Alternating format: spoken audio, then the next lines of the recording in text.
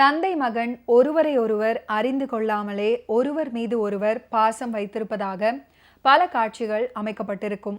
வேலைக்காரர்களுக்கு என்று பல படுக்கைகள் உள்ள ஒரு பெரிய குடியிருப்பு. அதில் சிவகுமாரும் VKR, மனோரமா உள்ளிட்ட எல்லா வேலைக்காரர்களும் தங்கியிருப்பாங்க.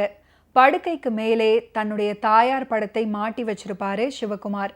VKR அந்த படத்தை கழட்டி குப்பை தொட்டியில போட்டு விடுவார். அம்மா படத்தை எங்கெல்லாமோ தேடி குப்பை தொட்டியில கண்டுபிடிச்சதுக்கு அப்புறம் அம்மாவை அவமானப்படுத்திய வீட்டில் இனி இருக்க வேண்டாம் என்று கோபமாக வெளியேறுவார். அப்போது காரிலிருந்து இறங்கிய சிவாஜி அவர்கள், எங்கே போகிறாய் சத்யா அப்படின்னு கேட்க விவரத்தை சொல்லிவிடுவார்.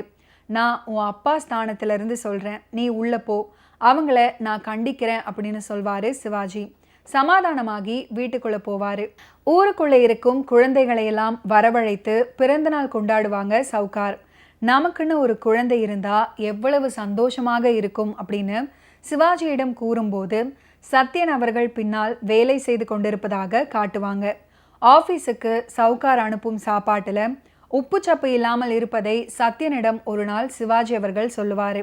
டிரைவர் மேஜரின் மகள் பாரதியிடம் சொல்லி காரசாரமாக ஒரு நாள் சாப்பாடு பண்ணி வாங்கி வந்து சிவாஜி அவர்களுக்கு சத்யன் பரிமாறுவார்.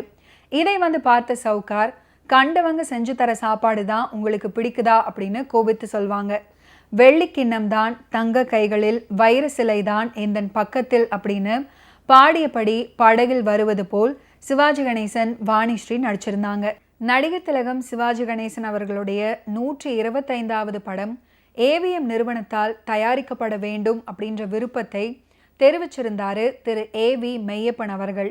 அதனால இந்த படத்தை சிறப்பாக எடுக்கும் எண்ணத்தில் இயக்குனர்கள் கிருஷ்ணன் பஞ்சு, கதாசிரியரும் நடிகருமான ஜாவர் சீதாராமன் மற்றும் AVM நிறுவனத்தில் பணிபுரியும் உதவி இயக்குனர்கள், கதாசிரியர்களிடமெல்லாம் கலந்து ஆலோசிச்சாரு.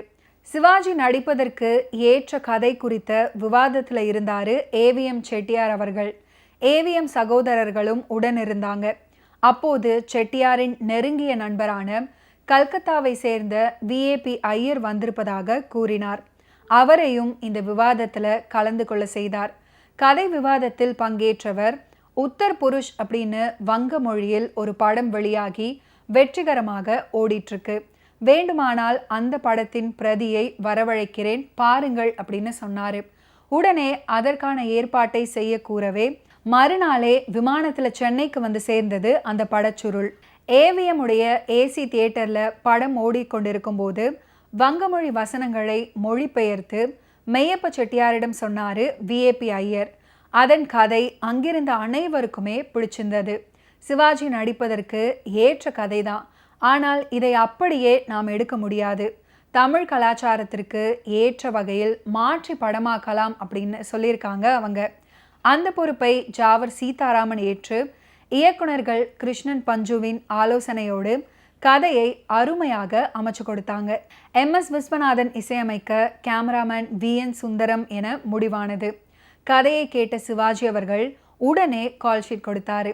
சவுகார் ஜானகி, வாணிஸ்ரீ, பாரதி, சிவகுமார், அசோகன் மற்றும் மேஜர் சுந்தரராஜனின் ஆகியோரின் கால்ஷீட்டும் வாங்கி படப்பிடிப்புடைய தேதியை முடிவு பண்ணாங்க. அதே போல சவுகாரும் சிவாஜியும் மோதிக்கொள்ளும் காட்சியில் சிவாஜி அவர்கள் வீட்டை விட்டு வேகமாக வெளியேறுவார்.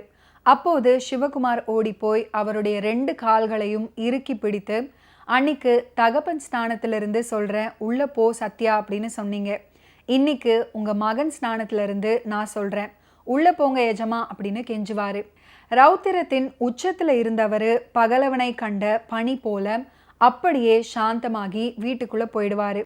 ஓகே வியூவர்ஸ், இன்னைக்கு நிகழ்ச்சியில் நடிகர் திலகம் சிவாஜி கணேசன் அவர்களுடைய ஃபிலிம் கெரியரில் நடந்த பல இன்ட்ரெஸ்டிங்கான விஷயங்களை நீங்கள் பார்த்து தெரிஞ்சிருப்பீங்க. மீண்டும் அடுத்தடுத்த எபிசோட்ஸில் சந்திப்போம். நன்றி, வணக்கம்.